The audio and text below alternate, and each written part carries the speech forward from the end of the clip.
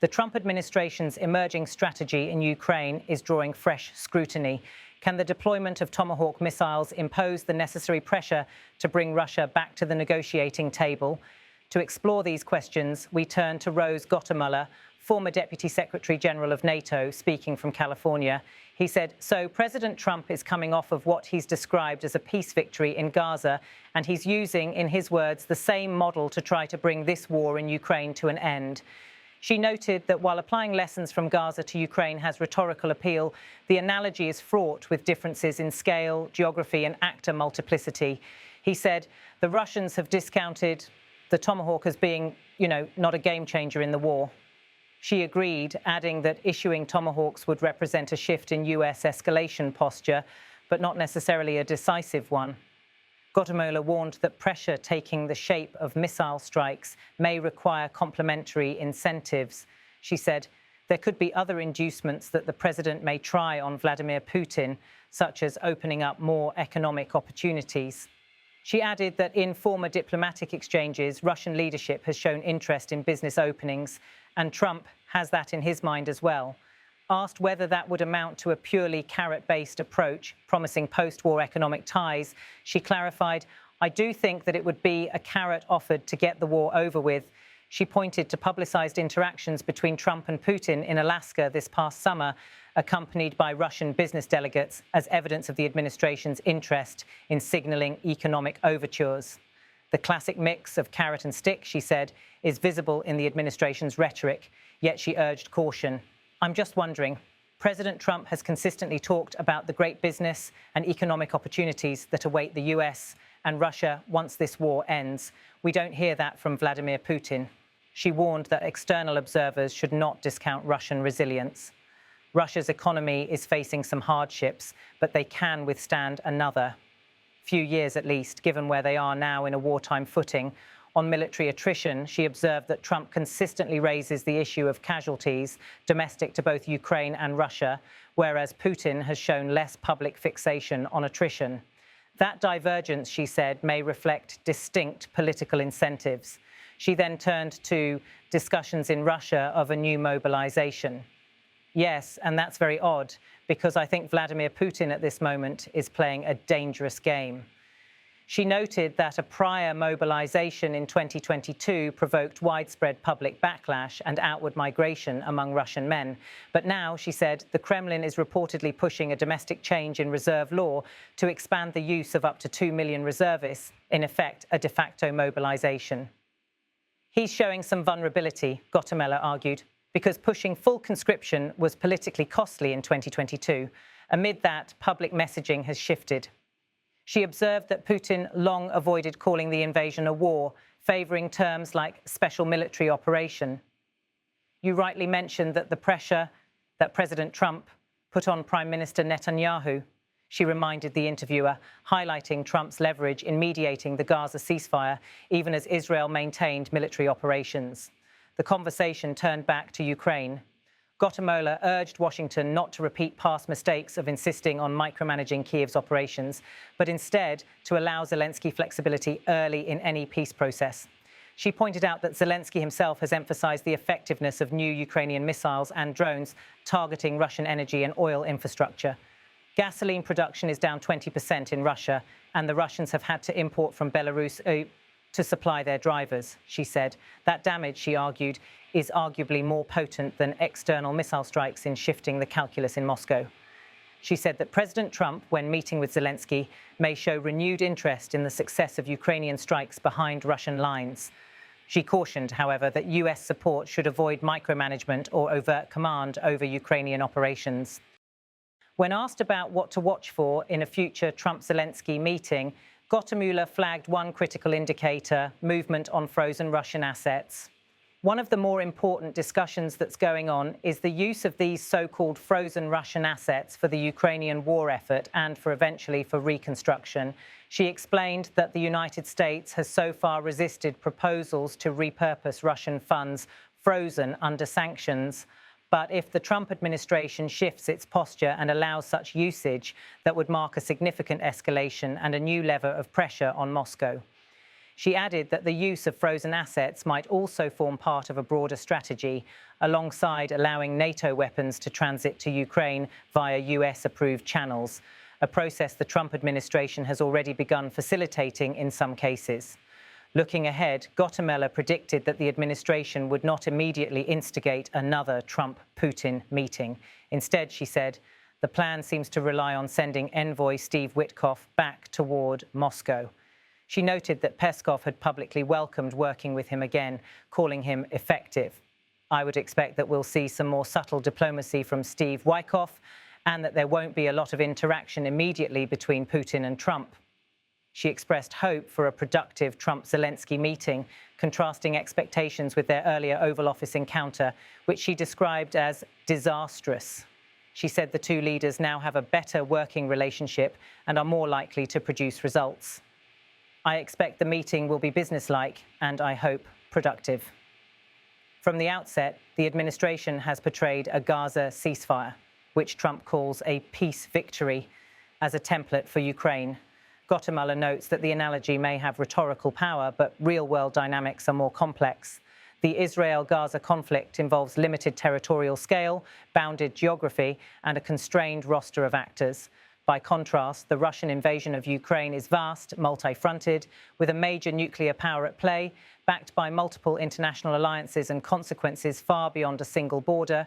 Still, the administration seems intent on applying pressure via military escalation, Tomahawks, and economic incentives, opening trade ties, the classic stick and carrot. Gottemoeller is cautious. Tomahawks may represent escalation, but not a tipping point, and incentives alone may not sway a confident authoritarian regime. Tomahawk cruise missiles are a well-known long-range precision strike capability. Their deployment to Ukraine would mark a symbolic muscle flexing by Washington. But Russian officials have already played down their disruptive capacity, framing them as non-game changers. Gottemoeller agrees that Russia is unlikely to react as though their strategic posture is shattered. Yet there's value in the signal, a shift in US thresholds. Historically, Washington has refrained from direct fire missions into Russian-held territory. Introducing Tomahawks could be seen by Moscow as crossing a line and thus may provoke overreaction or recalibration, for better or worse. Gottemoeller emphasizes that offering business opportunities to Russia or to Russian-aligned actors could lure Moscow into a negotiation mindset. The spectre of Western reintegration is tempting in principle, especially if paired with a ceasefire. She highlighted a moment when Trump, Putin, and a Russian business entourage convened in Alaska earlier this year. That gathering, she argued, signaled the administration's intent to tie conflict resolution to long-term economic openings. But she also warns this is a gamble. The Russian elite may view such enticements as too little, too late, or in conflict with their prestige and strategic interests. One striking rhetorical difference is the public fixation by President Trump on troop attrition, citing weekly numbers of Russian losses or Ukrainian casualties. Gottemoeller notes that those are 2 points that we don't hear from Vladimir Putin. In autocratic systems, casualty counts are politically risky to publicize, and regime narratives typically avoid acknowledging vulnerability. By contrast, Trump's repetitive emphasis suggests a democratic incentive, responding to domestic pressures, shaping public perceptions, and maintaining leverage.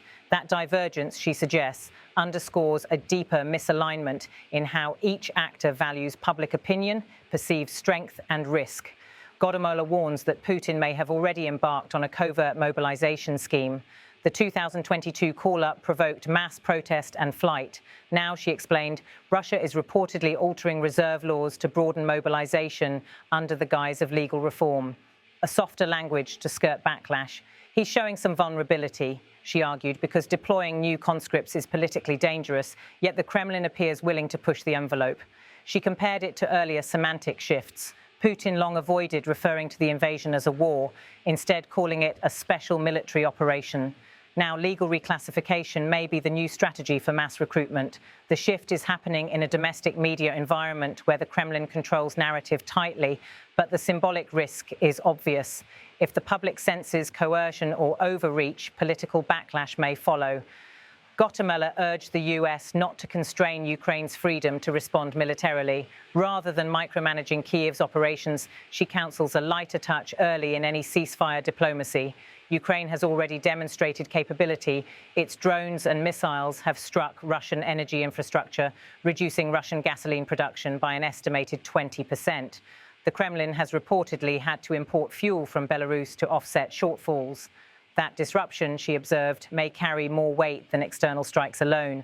By allowing Kyiv to continue hitting Russian logistics or targets of opportunity, Trump can amplify pressure on Moscow, provided he avoids appearing to push Ukraine's hand too forcefully. One of the most intriguing battlegrounds in current diplomacy may be frozen Russian assets, sovereign funds and investments seized under sanctions. She said, one of the more important discussions that's going on is the use of these so-called frozen Russian assets for the Ukrainian war effort and eventually for reconstruction. If Washington allows such use, it would alter the financial pressure framework dramatically. That proposal is politically fraught. For years, the US has resisted converting Russian funds into military spending for Ukraine, citing legal, diplomatic and property rights concerns.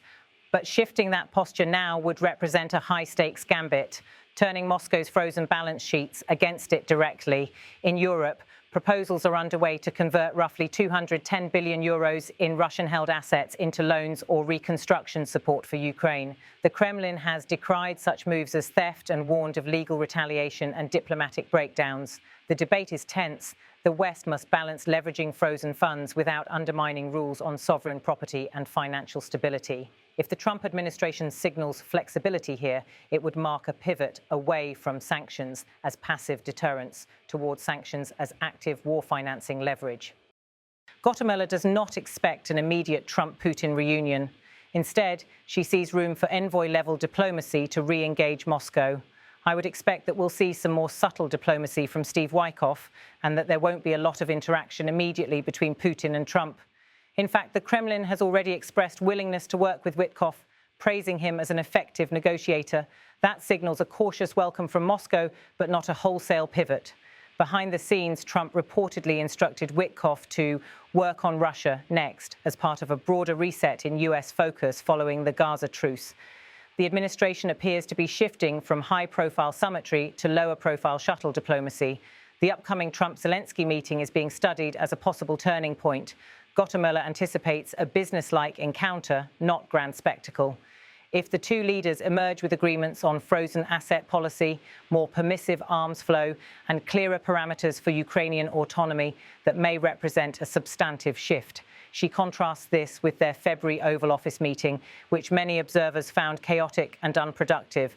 But now, she argues, the environment is different. The two leaders have matured their working relationship, and the world desperately seeks momentum in diplomacy. In short, the meeting's success may hinge less on sound bites and more on structural changes, willingness to commit US support, flexibility on sanctions, and acceptance of Kyiv's operational independence. The administration's approach, combining missile escalation, economic carrots, and diplomatic reset, reflects a high-stakes gamble. If Moscow calls the bluff, the US risks being dragged into escalation without leverage. If the carrots are too tempting, they may cede leverage by conceding too much before Moscow reciprocates. Meanwhile, Putin's internal balancing between military expansion, domestic opinion, and the Russian elite will influence Moscow's response. The frozen assets debate is particularly critical. If the US shifts toward approving their use for Ukraine, it would mark a departure from the punitive doctrine of sanctions, transforming them into direct pressure instruments. Moscow's warnings already reflect the stakes: property rights, financial confidence, diplomatic retaliation. On the military front, allowing, or at least not constraining, Ukrainian offensive operations deep in Russia could stretch Moscow's calculus. But the risk of deconfliction, miscalculation, or escalation remains high. The administration's reliance on envoy diplomacy via Witkoff suggests a gradualist approach. Test Moscow's response before elevating to leader-level talks. But Moscow's reception, cautious, conditional, strategic, will be the real test.